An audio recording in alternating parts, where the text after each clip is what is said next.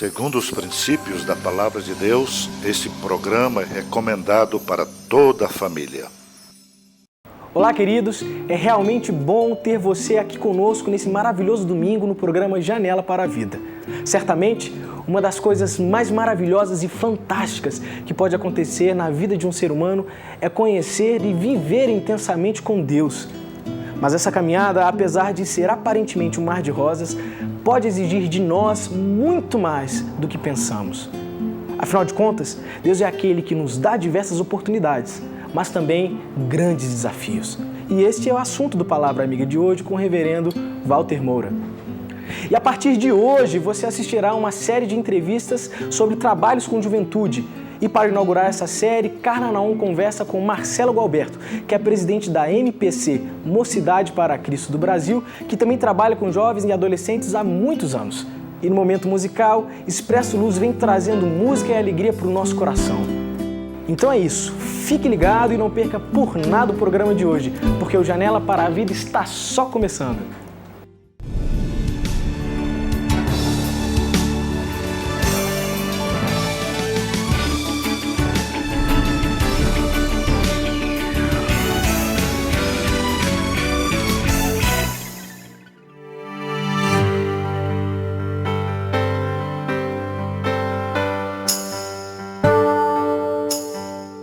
Juventude, uma etapa da vida que envolve muitas mudanças, mas também grandes oportunidades.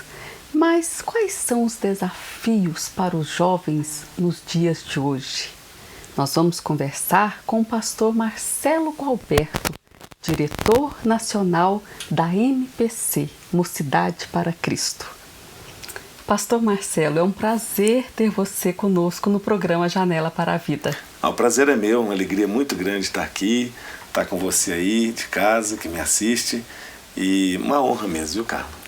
Eu queria que você nos contasse um pouco da história da Mocidade para Cristo e como foi o seu envolvimento com ela.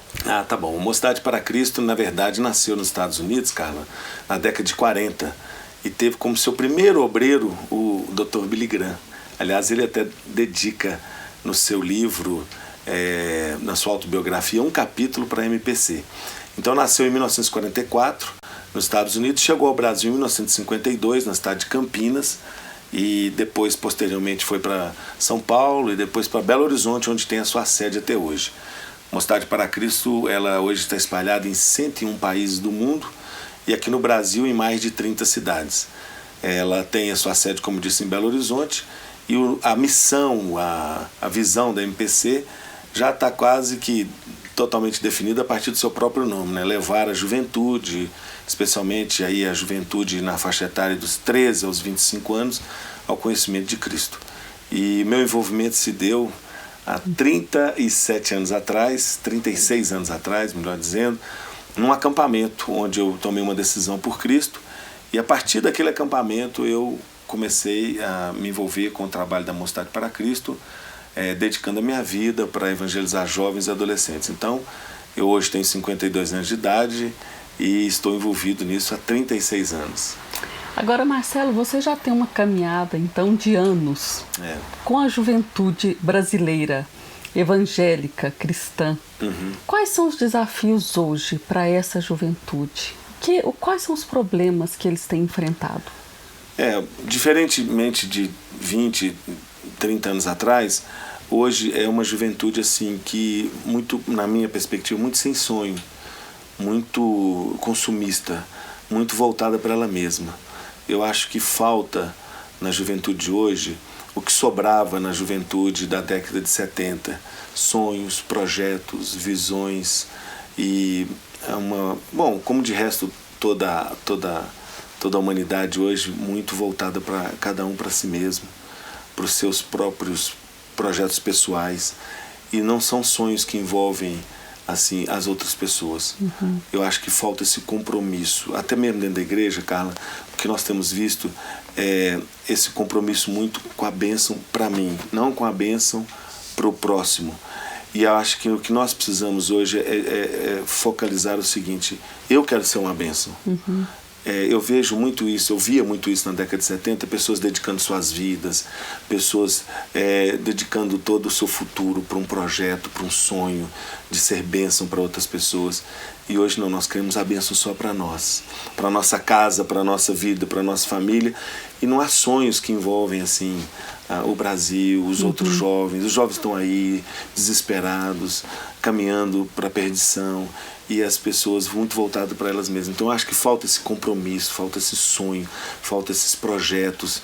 Então eu acho que nós precisamos, até mesmo mais básico, Carla, eu acho que falta, eu costumo dizer que a própria igreja evangélica se tornou um grande campo missionário.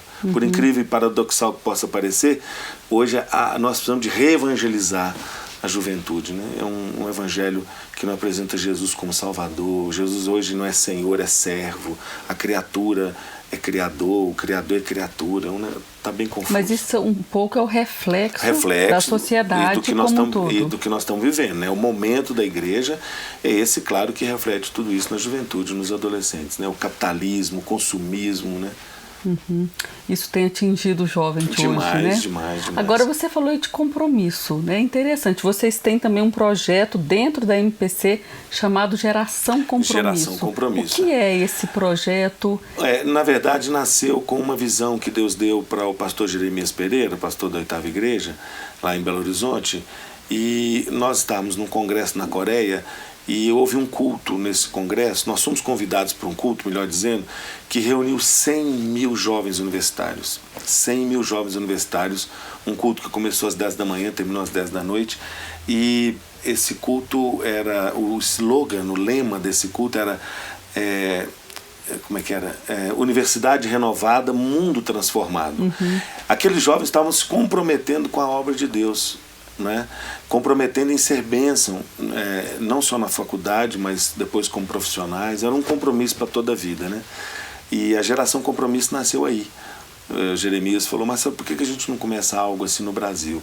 E nós começamos pelas Déboras, né? Que são as mães de oração que oram para que Deus levante uma geração chamada compromisso, uma geração que tem compromisso não só com o Senhor, mas com a obra dele. Agora, Marcelo, você continua apaixonado pela juventude. Apesar de todos esses caminhos difíceis que você tem percorrido, a gente vê que a paixão continua aí. O que ainda move o seu coração para se importar tanto com o jovem de hoje? Bom, eu sou pai de 3 filhas, né? Muito bonitas, porque a mãe é muito bonita. Mas o que move é um compromisso que eu assumi logo depois que eu tomei uma decisão por Cristo, também num acampamento. Eu ouvi uma história num culto de fogueira, e por causa daquela história, que não dá tempo de contar aqui, eu assumi um compromisso com Deus de que enquanto eu vivesse eu ia dedicar a minha vida para que outros jovens, na época eu tinha 18 anos, pudessem ouvir o Evangelho de Jesus. Então quando eu estou para desanimar, quando eu acho que não vai dar mais, eu me lembro, eu trago à memória o que me pode dar esperança, aquele compromisso, né, de mais de 30 anos atrás. E hoje mesmo eu orei por isso, eu oro tanto por isso, eu falo, Deus, eu quero ser fiel até o fim. Então, o que move é um desejo intenso de ser fiel, de continuar fiel à missão, ao chamado que Deus me deu.